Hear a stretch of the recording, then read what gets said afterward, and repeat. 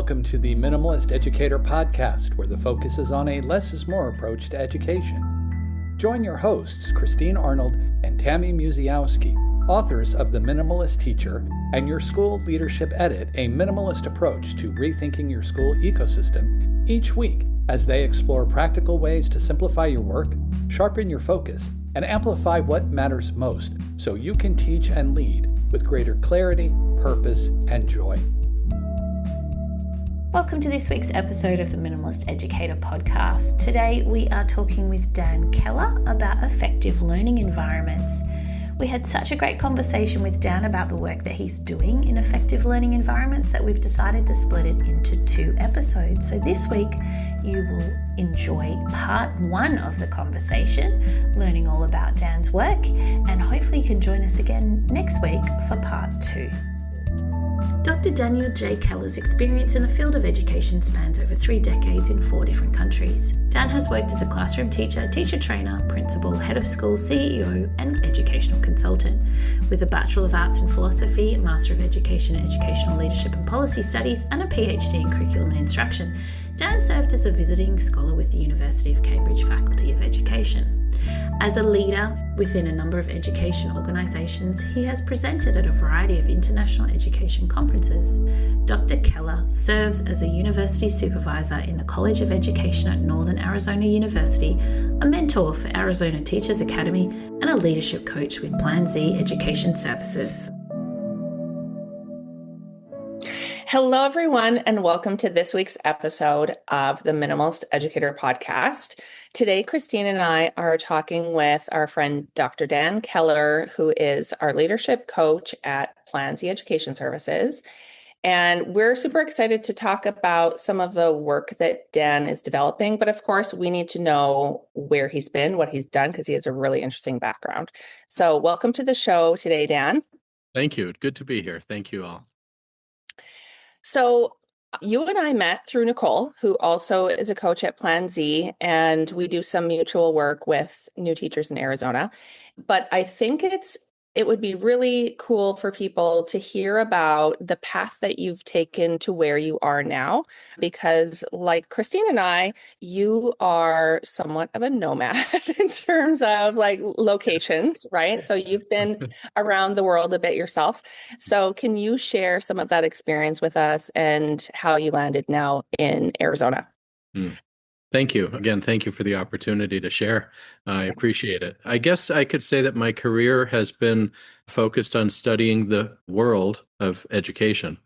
And that means not only the field of education, but the field of comparative education, which typically means looking at how education is implemented in different regions of the world. But it can be a comparative within a country as well. So I've had the opportunity to be in the field of education in a bunch of positions, not all, but I've done many, from teacher to administrator to coach and mentor and various other roles, researcher, collaborator, consultant, and have done it in 4 countries as far as living full-time, and have done some other work part-time in other countries. So some of my experiences influenced a lot from Asia. I've been living in Turkey for a number of years, and then also living in the United Arab Emirates and also in Vietnam, and then the United States, growing up in Connecticut, going to college in the Midwest, living in the Northwest, currently in the Southwest, and there are even regional differences. And through that time, I've grabbed a bachelor's degree, a master's, and a PhD, all related to the field of education. So I've studied it from ivory towers and crumbling ruins, I guess you could say, and everything in between. Awesome. What a great story. And I know now you do a lot of work thinking and talking about learning environments. Can you tell us a little bit about how you got interested in that and what we can talk about today? Yeah, it came from a conversation with Nicole, and then Nicole and Tammy. I think they had conversations before I did. And in conversations with each of them, they were tickled by, from my point of view, by an emerging research question. But that's the researcher geeky part of me. But I lean into it because I like research and I like looking at the research of education. And they were poking around in the realm of trying to figure out what kind of a holistic approach to schooling should be, and helping people move away from too many programs being swamped on teachers and schools, and maybe things not being aligned well enough, and just create there were a lot of efforts, maybe well intentioned, in schools to create better learning for kids, but in the result, unfortunately, we were all observing some similar phenomenon that we would describe as undermining the learning environment and the effectiveness of it. It even took us a little bit of time to land on that term to describe what we were talking about. So the conversations were pretty fuzzy early on. But in research, one of the first things we do is to try to figure out some basic terms that we are in agreement on. So we looked at some definitions of learning environments, which was kind of the realm of research in question from my point of view, looking at effective learning environments to get a little bit more clear on that. And that then led to us all agreeing, yes, there's some realm here. There's a body of research here. We've got our own personal observations and experiences, which are detailed in some cases. And bringing it together, that praxis of the nexus of research and in-school experience at the practitioner level, we started to get onto the idea that maybe there was some way to develop research-based workshops that might guide people in a direction that could address the concerns they have and maybe minimize some of the negative outcomes that they were having. And so it led me down a deep rabbit hole search into the field for quite a while. And I'm coming up for a brief breath as I'm trying to synthesize it all. You have been in the depths of this research, which, I mean, we certainly appreciate, because we know the importance of, having the research to back the things that we're doing. And so what are some of the things that you found maybe surprising in the research, or like completely not surprising, right? Trending things. Here's me with my layered question again. How about I just stop there? Let me tell you a little bit about the research questions that I probed into, because that might then give us a little bit of a structure as to some of the findings that came out of each of those research questions. And I backed into this, so I'm presenting them now in a much more logical way than I wish I could say I first went about it, but I was a little rusty in my research skills, and so I began a little backwards. So apologies to my supervisors at the universities. But they'll be proud of me that I finally got back on track. And so the first research question I explored was how many high-quality meta-research studies on effective learning environments have been published in the last 10 years. And if you just let that sink in for a second, you can understand that the power that we have of, it's about asking the right questions, right? And that's a pretty good one to start with. So if you look at Sage Publications as one of the key references for this, they themselves identified over 100 research studies that were considered highly effective and in the area of K-12 effective learning environments, because we have to remember that learning environments exist outside of the K-12 realm. But I think in general, that's the realm that the three of us are talking about today. So the next question I explored is, what are the best meta research studies on effective learning environments? And what was interesting there is the variety of approaches. And you get down to someone like Hattie's work, where he's looking at very specific strategies and the effect sizes. So really probing very deeply, which allows you to do a lot of quantitative, highly accurate findings, all the way to much more global work that people were doing to try to discuss what are the holistic natures of what the concept of learning environment should include. So there's a really broad range of research. So that was one of the interesting findings. I wouldn't say it was surprising, but it's worth noting. And then I wanted to explore, okay, well, in the broader scope, are there agreed upon categories that we say, oh, yes, all educators know that when we're talking about learning environments, there are 5 major categories, or 6 major, or 3 major? Well, no. What's really interesting to me as a researcher is that there isn't common agreement. And in part because it has to do with the way the research questions are worded. And this is what I think gets quite interesting, especially in the realm of AI. I started probing down research questions about what are the common factors of best learning environments. But then if you ask the question, what are the common factors of effective learning environments, you get different results. And so switching the different word between effective or best or strong, because you have to understand that AI is predictive language model. It's giving you a broad brushstroke, but we have to be careful. So I probed around with different questions. One of the questions that I really zoomed in on is what are the most important factors of effective learning environments in K-12 schools? And so that starts to get at, yeah, okay, so what are they? You dig into the research and the commonalities are really different. Two general categories. Some people look at factors and they go down that approach of basically strategies that you can implement. The challenge there is that they aren't getting consistent results and it hasn't been researched very deeply. So there's a lot of variety there. We're not getting solid, consistent answers from that approach. The other approach, which I think is going to resonate with our previous conversations, had to do with what are the conditions as opposed to strategies? What are the conditions of effective learning environments? So let's talk about describing what effective environments kind of look like, feel like, and then we can back into thinking, well, are there things we can do to tweak those environments? Now, from the beginning, I'm going to jump to another topic that aligns with this. From the beginning, we started to think that this research might somehow relate to that tending a learning environment in a school might be like tending a garden. But that's a separate research question that led me, I haven't even shared this yet. This is hot off the press.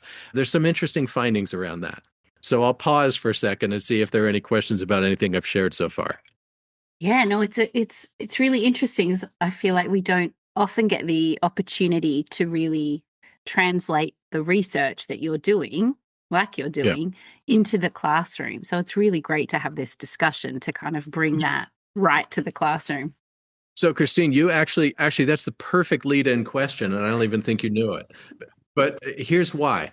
Because to me, the fascination is how do we translate research into practice? So at one point, I had the opportunity, had been offered a position to work in a graduate school of education at a university. And I chose not to do it because there is a little bit of legitimacy in referring to the ivory tower as somehow a little bit separated from K-12 education. And it has to do with the last two questions, research questions that I want to share with you. And you'll see how these last two research questions are now application-based. In other words, okay, how do we take that huge body of research and boil it down to make it effective for educators to go forward and use it? That's a worthy question, and we don't ask that often enough. So I asked, what is the best way to help practitioners make sense of a large body of research studies? That's kind of an interesting question. And the results are not surprising. And it has to do because now we're getting into the realm of memory and the realm of learning, right? But there is some synthesis that has to work. And so we then keep coming back to how do we synthesize this huge body of research? Nobody has really done it. There is no one model that's standing out there. And that's because it looks at slightly different factors. So I went to, even though they're slightly different factors, I want to emphasize that when we look at some of the results of the research, there's a lot of overlap and there are trends. Okay, so it's not completely random, but everyone's attempt at synthesizing it ends up with slightly different typologies, slightly different numbers of characteristics, and slightly different wording for them. But there are trends. So what I did is I backed off of trying to be the person who could research and discover the true universal commonalities that all educators will accept, and rather go into now experimental mode. And that is, we're going to try to develop a typology, and it's going to be based on what we know about learning and memory and understanding and helping educators take this research and go forward with it. Does it matter how perfect the typology is that we develop, or does it matter that they're remembering a pretty darn good typology and can easily implement it on the fly? To me, that's a key question. Another question is what are some of the other parts where when educators actually have the time to sit down and plan, how can they use it in that phase too? But if we look at how much time educators are spending during their day, much of it is during student contact. So let's give them something that they can carry around in their tool belt, so to speak, and apply on the fly. So with that, drum roll, comes using a metaphor of a garden.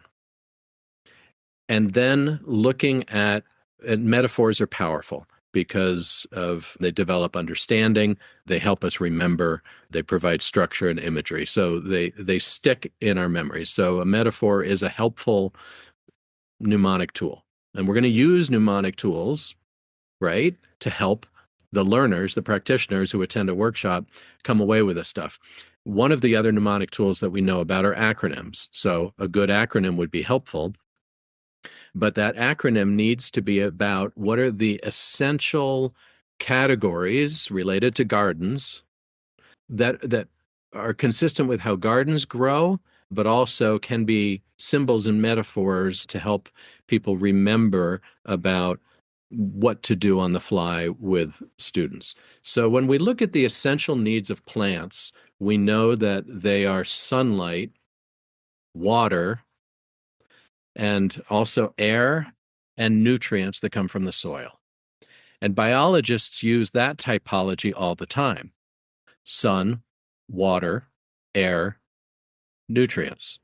It's an acronym that biologists use. It already exists. The acronym is SWAN for sunlight, water, air, nutrients. So then it's just a question of, can we cross-reference those to 4 major categories that would cover basically all of the research of effective learning environments? Okay, so this is the new thing that we're trying to develop and work on. So are you interested in, I'll take a pause there because we've led up to this so far. We can either go down some of the interesting research around gardens in schools and how it relates and why it works well as a metaphor, or we can jump straight into what that cross reference is. Depends on what you're more interested in doing. I mean, we would want to hear about both, but I do It starts really. to develop a cool research story, doesn't it? It does. Yeah. It's so interesting to hear the path that you've taken, starting with that original question around like the meta-analysis around things, and then the direction that you've taken it. And I feel like it's really inspiring to hear like that path. And it would be so wonderful for practitioners to have time to go down some of these paths with questions that they have, just to make a stronger connection to what they're doing in the classroom, because there just isn't a lot of time for teachers to like read research and think about the practicality and the connections. But I so appreciate that you've been doing this and sharing your findings with us. Maybe, yeah, can you talk a little bit more about the gardening? Because I love the analogy of the garden. It feels so like it's such a nice natural element Right. of life. And we know that, schools were preparing kids for life. So it just feels like it Yeah. makes sense. And so I knew through conversations that Tammy, Nicole, and I all resonated with gardens. But that's Yes. not really sufficient in order to, the fact that the 3 of us happen to like gardening isn't sufficient reasoning to choose a garden as a metaphor for a robust workshop on effective learning environments. We need to have some other rationale, right? So I wondered, does the rationale exist? And so I did a little bit of a dive down the question of, do gardens have a history in schools? Are people aware of gardens? And it turns out, just in the United States alone, that the history of gardens in schools, on school grounds, school campuses, goes back to the 1800s in Massachusetts, where actually a lot of, if we look at our educational history, a lot of some of the better ideas that have stuck around often came from Massachusetts in the late 1800s. So a nod to them and my family who lives back there, and they're all educators as well. So Horace Mann and others live on. All right. So it turns out that there have been different periods in the history of gardens in schools, that their popularity has ebbed and flowed, not surprising. And during different periods, there were often focuses on different purposes. But consistently, we see results that many schools, and depending on regions and stuff, most schools have gardens on their campuses. So it's something that a lot of educators and students and people who have been kids growing up in schools are familiar with. Let me just ask you both, did each of you experience gardens on school grounds when you were growing up? Okay, Right. so a yes and a no. Yeah, absolutely. Sorry. Australia, schools are often placed on these really big lots, and so we have Yep. ovals and trees and lots of space to Yeah. run around in. Most often, yeah. And so, Tammy, I'm sorry you missed that in your childhood. It may explain some I know. challenges that you've faced in your adult life. We need to get you more of a nature fix. There's a whole I lot of know. research on nature fix as well, but And that and nature fix research might be an interesting tangent on this topic or not. I don't know. yeah, for sure. I mean, as a kid, I was drawn to the outdoors though. So I spent a lot of time outside just all day exploring, took my backpack, that kind of thing. Cause we lived on an acreage, but at our school grounds, I don't recall a garden. There wasn't really even, I don't remember even a field because our school is right in the center of town. And so I remember the playground, the school isn't there anymore, but then they moved to a different spot in town. So now they have like the bigger, greener field and things like that. But yeah, when I got to junior high was when we had some green space, but And we this is didn't have making any. me Yeah. And this is making me think right now that a good question that would probably be good to ask in the research is just, or sorry, in the workshop would be to Mhm. ask people to think about what's one of the earliest memories they have of Yeah. experience interacting with gardens, because that Yeah. will then just, initiate prior memories and prior experience, then their schema, which then will strengthen the connection with the metaphor. And this is something that, interestingly enough, we know a lot about how memory works in education, but in workshops, we're often not intentionally designing them to implement these kind of mnemonic devices and memory strategies. And really, if we think that the success, and this is the ultimate research question of this workshop, the success is how much of an application from attending the workshop transfers to the setting of the educator in being able to apply it both in structured student-free planning time, as well as, I think more importantly, on the fly. And so it's designed to give them tools in both settings. Yeah. So there's good research around gardens being really important in schools. And there's also really interesting research around, and I want to zoom to this, around what gardens mean for people, because it turns out that there are some consistent responses that people have to just the idea of garden. And I think it's interesting when we get to that. Of course, it's a question of whether I can quickly find it. But gardens tend to be associated with peace and tranquility and safety and other factors like this that make, when we think about sanctuaries and safe gardens and rich places of renewal and refurbishment, that's kind of the stuff that often people's responses are to the concept and the word environment, which is actually very closely aligned to the kind of infusion that we want to put into learning environments to make them more effective. So the reason why I believe that this is an effective metaphor is that people can draw on it easily, and they have motivation from the metaphor that influences behaviors in the direction that we want. It's interesting, like when schools choose mascots and acronyms, what kind of behaviors those are encouraging within the student body and the school climate and culture to come out. And if your acronym is ROAR and you're surprised that students are loud in the hallways, it's worth, scratching your head and going, oh, maybe we chose the wrong acronym. So it's important to really slow down and choose one well. So I think the hypothesis that we'll test is whether the